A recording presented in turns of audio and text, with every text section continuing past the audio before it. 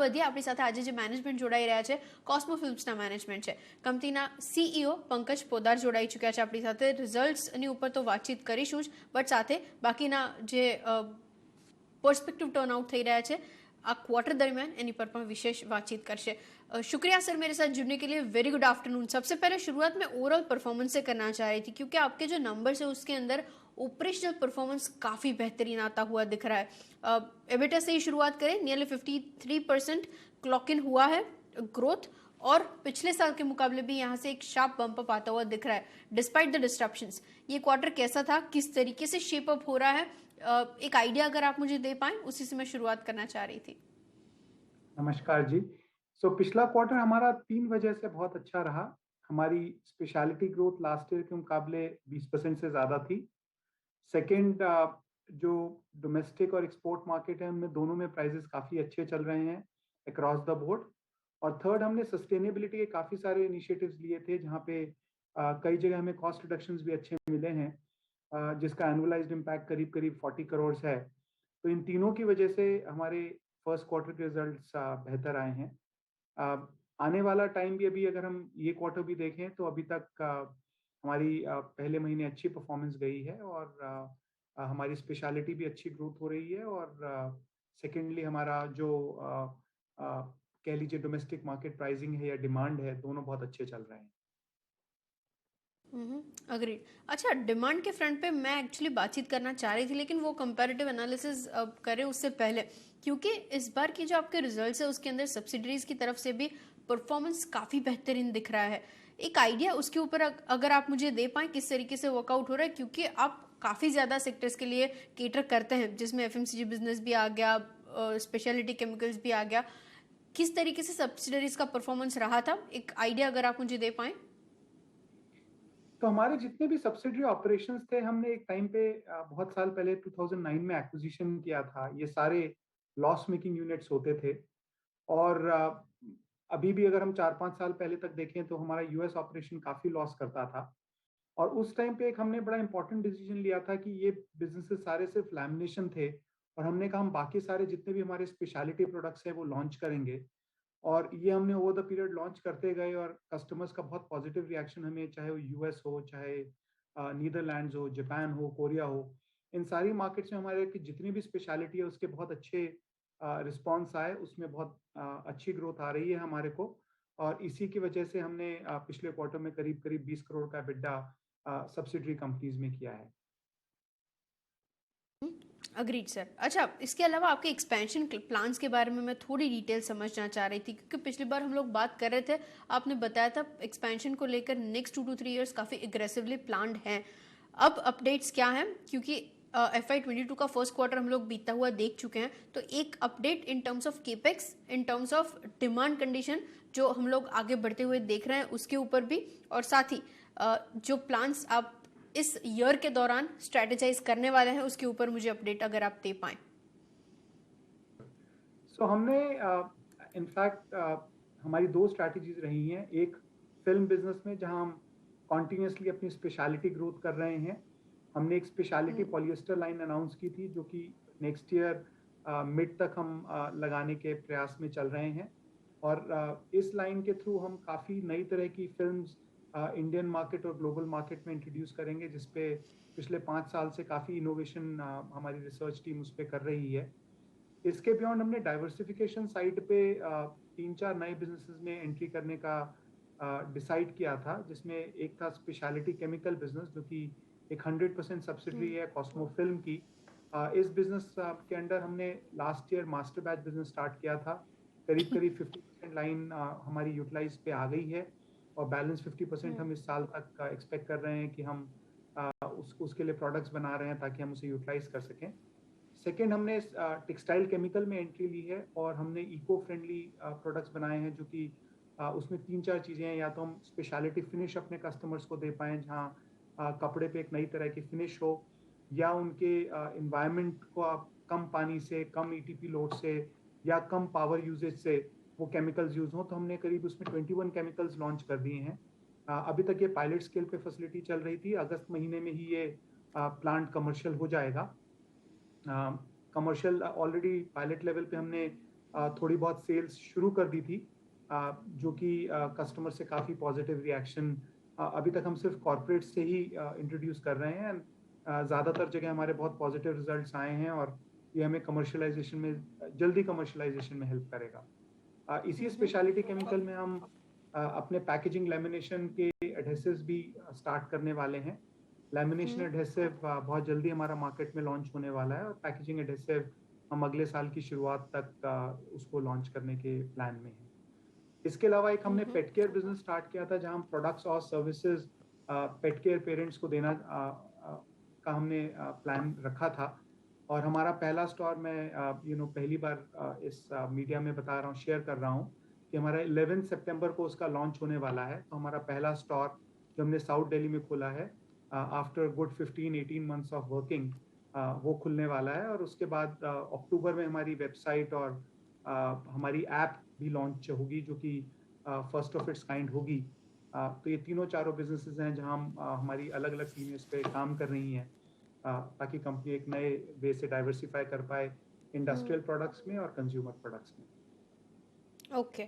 अच्छा, पेटकर वर्टिकल के बारे में आप बता रहे थे, तो उसके डीमर्जर प्लान्स को लेकर क्या अपडेट्स हैं? उसके ऊपर भी मैं समझना चाह रही थी, क्योंकि मीडियम टर्म के अंदर आप ये भी कुछ प्लान आउट तो कर ही रहे थे कि इसको शेप अप करके फिर डीमर्ज कर देंगे, वैल्यू अनलॉकिंग का प्रोबेबली जो रैशनल था उसके लिए। उसके रिगार्डिंग कुछ प्रोग्रेस हुआ है? अभी तो बिजनेस लॉन्च ही हो रहा है। हम आगे के 3 साल में देखते हैं कि हम कंपनी इसको डीमर्ज करेंगे। तो जब एक थोड़ा सा स्केल कंपनी का आ जाएगा, तो डेफिनेटली हम इसको, बिकॉज अभी क्या है कि हमने अपने कॉस्ट को कंट्रोल में रखने के लिए जितने भी कॉमन फंक्शंस हैं उन्हें साथ में रखा हुआ है, ताकि उनके एग्जीक्यूशंस फास्टर हो पाए। पर जब कंपनी एक स्केल अटेन कर लेगी अगले 3-1 साल में, तो डेफिनेटली हम इसको डीमर्ज का प्लान करेंगे। दूसरा, पेट केयर इंडस्ट्री के बारे में मैं शेयर करना चाहूँगा। एक बहुत अच्छी फास्ट ग्रोइंग सेगमेंट है, करीब 30 से 40% की ग्रोथ आ रही है। इसी इंडस्ट्री में पहले 20-22% की ग्रोथ आ रही थी, तो बहुत अच्छा इमर्जिंग सेगमेंट है ये। खासकर कोविड के दौरान और बहुत ज़्यादा पेट अडॉप्शन हुआ है, और हम इसमें दोनों प्रोडक्ट्स और सर्विसेज एक साथ कंज्यूमर्स के लिए लॉन्च करना चाहेंगे। Okay, agreed sir. अच्छा, 2 चीज़ें और मुझे समझनी थी। आप कॉस्ट स्ट्रक्चर के बारे में बातचीत कर रहे थे, तो पिछले कुछ दिनों के दौरान रॉ मटेरियल प्राइसेस अब थोड़े स्टेबलाइज होने की कोशिश कर रहे हैं। आई बिलीव थोड़े नीचे आ रहे हैं जो पहले थे उससे, उसके मुकाबले। एक अपडेट उसके ऊपर इन टर्म्स ऑफ मार्जिन्स, क्योंकि नेक्स्ट 2 to 3 क्वार्टर्स कैसे वर्कआउट होंगे, रॉ मटेरियल प्राइसेस के थ्रू ही डायरेक्शन मिल पाएगी। एक आइडिया वो अगर आप मुझे दे पाएं। और साथ ही क्योंकि ऑर्डर्स की हम लोग बातचीत कर रहे हैं, आपके ऑर्डर्स काफ़ी स्ट्रांगली बढ़ते हुए दिख भी रहे हैं, तो एक बाइफरकेशन अगर मुझे आप दे पाएं, सबसे ज़्यादा ऑर्डर का मोमेंटम कौन से सेक्टर के लिए, सेगमेंट के लिए आ रहा है? देखिए, जो भी रॉ मटेरियल लोकली बनता है, उसमें कह लीजिए कि स्टेबिलिटी भी है प्राइजेस में, या जैसे पॉलीप्रोपिलीन है, चीज ग्लोबली भी बनता है, लोकली अवेलेबल है। ये प्राइजेस काफ़ी स्टेबल हैं, क्योंकि ऑयल भी काफ़ी हद तक स्टेबल चल रहा है और पॉलीमर भी काफ़ी स्टेबल है। डेफिनेटली जो रॉ मटेरियल्स इंपोर्ट होते हैं, जो कि खासकर जो हमने बैकवर्ड इंटीग्रेशन किया है अपने मास्टर बैचेस और कोटिंग केमिकल का, वहाँ पे अब हमारी इंपोर्ट डिपेंडेंस और कम हो गई है पहले से। लेकिन ऑब्वियसली सप्लाई चेन के उधर इश्यूज हैं, अलग अलग जगह पे कॉस्ट के इश्यूज हैं। तो जितने भी हमारे स्पेशलिटी फिल्म्स हैं, डेफिनेटली उनमें या कुछ पैकेजिंग मटेरियल है या कुछ कंज्यूमेबल्स है, हम डेफिनेटली कॉस्ट इंक्रीज देख रहे हैं। हम उन्हें कंज्यूमर को भी, कस्टमर को भी पास ऑन कर पा रहे हैं, बिकॉज हमारे पास उसका पूरा बैकअप है कि हमारी कॉस्ट किस वजह से बढ़ी है। लेकिन अगर हम मेन पॉलीप्रोपिलीन पॉलीमर की बात करें, तो वो काफ़ी स्टेबल चल रहा है। और आने वाले समय में भी, क्योंकि चाइना में बहुत ज़्यादा कैपेसिटी आ रही है पॉलीप्रोपिलीन की, तो आने वाले समय में भी एक्सपेक्टेड है कि पॉलीमर प्राइसेस स्टेबल रहेंगे। इंडिया में डेफिनेटली और कैपेसिटीज़ की ज़रूरत है, बिकॉज इंडिया में कह लीजिए फिल्म्स की प्रोडक्शन या जो बाकी ओवरऑल इंडस्ट्रीज़ हैं, ग्रोथ बहुत अच्छी है। तो पॉलीमर इंडिया में इंडस्ट्री को ग्रो होना चाहिए, लेकिन फॉर द टाइम बीइंग आने वाले समय में चाइना भी एक बहुत कॉम्पिटिटिव सोर्स होने वाला है पॉलीमर का। ओके। अच्छा, तो एक ओवरऑल आइडिया कि ये पूरा साल बीतते हुए हम लोग कैसे देखेंगे, FY22 के जो नंबर्स की बात कर रहे हैं, कितना प्रतिशत ग्रोथ दिख सकता है, क्योंकि एडिशनल कैपेसिटीज ऑन स्ट्रीम आएंगी, आपने वो भी बताया, डिमांड बेहतरीन तरीके से बढ़ रही है और पिछले 2 या 3 महीनों में एक्चुअली हम लोगों ने स्टॉक प्राइसेस के अंदर भी एक शार्प मूव देखा है। इन सबके क्यूमुलेटिव एनालिसिस अगर आप मुझे बता पाए किस तरीके से वर्कआउट होंगी। देखिए जी, हमारा फिल्म बिजनेस जो है, हमारा सबसे बड़ा फोकस है कि हम अपनी कंपनी को पूरा एक स्पेशलिटी कंपनी बनाएं, बिजनेस को टोटली डीकॉमोडाइज करें। बिकॉज कमोडिटी बिजनेस में प्रॉब्लम क्या होती है कि डिमांड सप्लाई के हिसाब से प्राइसेस ऊपर नीचे जाते हैं। तो अभी हम उस जर्नी में बहुत अच्छा पिछले 4 साल में हमने प्रोग्रेस किया है। आने वाले 2 साल में हमें उम्मीद है कि हम 70 से 80% वॉल्यूम टर्म्स में बिजनेस को स्पेशलिटी पे ले आएंगे। वैल्यू टर्म्स में 90+% ये होने वाला है। और इसलिए हमारे को बहुत ज़्यादा फर्क नहीं पड़ेगा कि प्राइजेस कैसे हैं या डिमांड कैसी, क्योंकि स्पेशलिटी की डिमांड अपने आप में निश सेगमेंट्स होते हैं ये। और जो कस्टमर आपसे लेता है वो नॉर्मली इधर उधर नहीं देखता है, एक लॉन्ग टर्म पार्टनरशिप होती है। तो अगर हम फिल्म बिजनेस की बात करें तो हमारा टोटल फोकस स्पेशलिटी पे है, और इसीलिए हम कॉन्टिन्यूसली बेहतर रिटर्न्स दे पाएंगे अपने शेयर होल्डर्स या बाकी स्टेक होल्डर्स को। जो हम टेक्सटाइल केमिकल है उधर अगेन हमारा फोकस ज़्यादातर निश सेगमेंट पे है, निश केमिकल्स पे है, नए तरह के केमिकल्स देने पे है। ऑब्वियसली उसमें थोड़ा एफर्ट ज़रूर लगेगा हमारे को, एक बार उन सैंपल्स को अप्रूव कराना, स्केल अप कराना। लेकिन जब वो स्केल अप हो जाएंगे तो हमें उम्मीद है कि हम अगेन एक स्टेबिलिटी अपने शेयर होल्डर्स को दे पाएंगे as far as margin are concern. Okay, बिल्कुल अग्रीड सर। और इसके अंदर जो कंट्रीब्यूशन अलग अलग सेगमेंट्स में आ रहा है उसके अंदर भी कुछ तो चेंजेस हो रहे हैं। स्पेशलिटी फिल्म्स की बात कर ले, मुझे याद है आपके कुछ आर्टिकल्स में पढ़ रही थी, उसमें FY 2023 तक आप वहाँ से कंट्रीब्यूशन काफ़ी बढ़ाने के बारे में सोच रहे हैं। अभी जो 60% के अराउंड है उसको नियरली 80% के प्लस कंट्रीब्यूट करेगा, उतना ट्राई कर रहे हैं। स्पेशलिटी केमिकल्स के अंदर एक रैंप अप आ रहा है, और पेटकेयर वर्टिकल की तरफ से तो आपने जो भी प्लान्स बताए वो ऑलरेडी हम लोग ऑन स्ट्रीम आते हुए देखेंगे। ये तीनों का कंट्रीब्यूशन कैसे दिखेगा FY 22 के अंत तक, एक आइडिया अगर आप मुझे दे पाएं दर्शकों के लिए। हमारी जो कंपनी की करंट टर्नओवर, जो कि आप कह लीजिए लास्ट ईयर पिछले 1-2 सालों में 2200 से 2400 करोड़ के बीच में थी, हम अगले 3 से 4 साल में देख रहे हैं कि ये एटलीस्ट 3300-3400 करोड़ तक हम एम्बिशन रख रहे हैं वहां तक पहुंचने का ऑर्गेनिकली। ऑब्वियसली कंपनी का कैश फ्लो काफी स्ट्रांग है, और आज हमारा डेट इक्विटी रेशियो या डेट एबिटा रेशियो, अगर हम डेट एबिटा की बात करें तो हार्डली 1:1 है। और आने वाले कुछ समय में ही कंपनी डेट फ्री कंपनी हो जाएगी। तो हमारे पास और भी अपॉर्चुनिटीज रहेंगी फास्टर एक्सपैंड करने के लिए।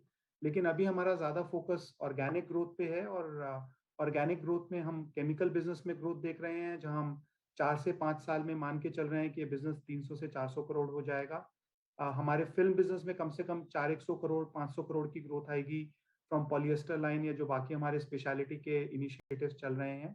और सिमिलरली हम टारगेट कर रहे हैं जो पेट केयर बिजनेस है, कि अगले 4 से 5 साल में हम कैसे कम से कम 250 से 300 करोड़ की कंपनी पेट केयर में भी, कंज्यूमर सेगमेंट में भी बने। तो पुट टुगेदर ये अगर हम तीनों बिजनेसेस की बात करें तो 1000 से 1200 करोड़ का हम पोटेंशियल देख रहे हैं इनमें ग्रोथ का। और अकॉर्डिंगली कंपनी अगले 4 से 5 साल में 3300-3500 crore purely from organic initiatives आएगी।